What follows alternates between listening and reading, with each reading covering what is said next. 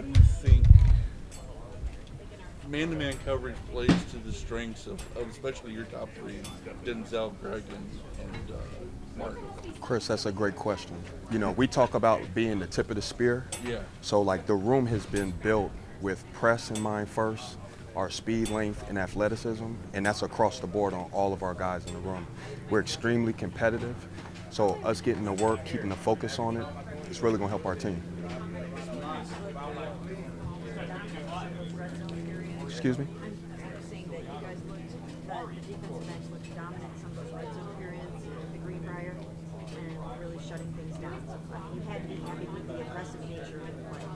Absolutely. And really, that's one of like Coach Schwartz's biggest things. With our toughness, our effort, and our passion, we're really working to like keep stacking days as Coach Stefanski has really like illustrated for our team.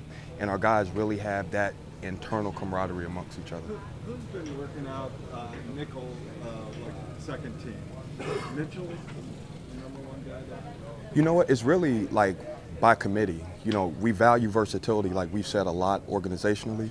So from Denzel to Cameron, also to Mike Ford, have really been like doing a really good job in there. So Emerson doesn't go there. You know, if the matchup requires that, we'll definitely put a tough guy in there.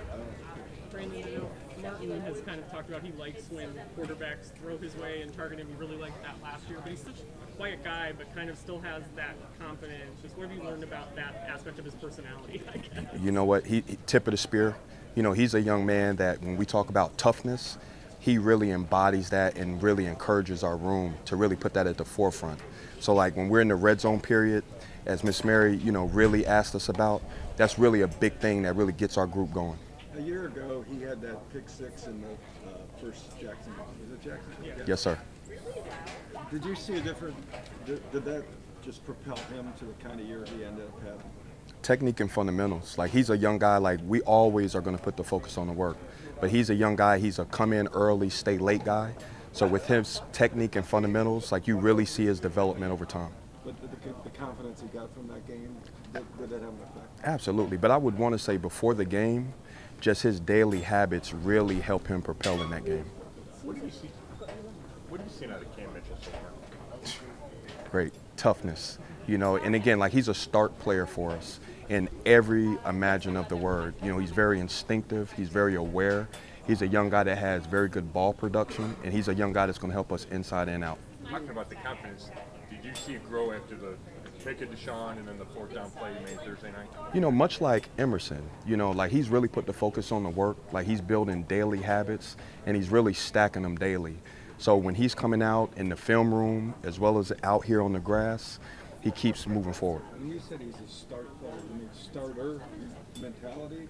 No, sir. For us, organizationally, he's a smart, tough, accountable, resilient team guy. Oh, that's what starts things with. Yes, sir. It seems like Greg came into camp with a lot of energy and a great attitude and new number and just sort of ready for a fresh start and a new beginning. What have you seen from Greg? Sure. You know, we put an emphasis on that as a defense. And, you know, positive energy is always the best energy. And with us being the tip of the spear for our defense, it's really good to see him leading the charge in that.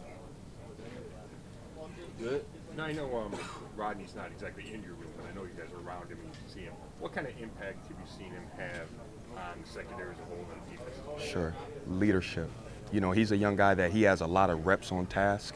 So when we're talking about stacking days, fortunately, we have somebody in the room that he's done that at a high level. And anytime that you have a guy that's won a Super Bowl but has really good work habits in the classroom and outside, it just leaks over to the whole group. With Denzel, you know, we've seen him move inside a little bit. What makes him go in there when you guys move in? He has all of the tools, you know, and when you ask about Denzel, he has a rare blend of press, speed, length, athleticism, and he's really sticky with his ball production. Does the idea of him kind of playing everywhere and kind of being able to maybe even follow guys around, does that kind of get you excited, and does that sort of bring something out in him too? Oh, absolutely. It gets us excited as an organization and defensively. Whenever you can have a guy that's sticky in coverage, a guy who is very competitive, that allows our pass rushers to get one more second closer to the ball, and that allows us to do the most important thing, and that's to take the ball away for our defense. Versatility in the wide receivers room, but what is provide for them?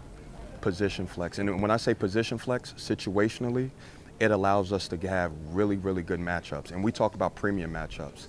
And something over the years, we've done a really good job competing and really emphasizing us being the tip of the spear with it. So I know there are some situations that you and Schwartz will want 3 safeties as opposed to 3.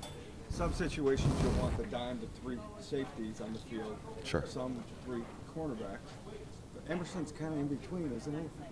Big enough to be classified almost as a safety. Does that give you an advantage? Yes, sir. And again, the number one thing on our defense that we want to emphasize is toughness. And that's something that he gives us across the board, both on the 3rd level and as a 2nd level player. Can you talk about the value of having maybe a true post safety that's been missing from the room for in previous years, and kind of how that takes the pressure off your corners? Sure, range. And with us really putting a premium on communication, making the complex simple, having a guy that has range from red line to red line, allowing guys to get lined up, it keeps everybody chill, as we say in the defensive room. What goes into that decision whether to have the nickel corner or the 3rd safety? What goes into the decision to either have that nickel corner or a 3rd safety on a given play, a given package? Sure, situational matchups. You know, we're really big on winning matchups and winning the situation.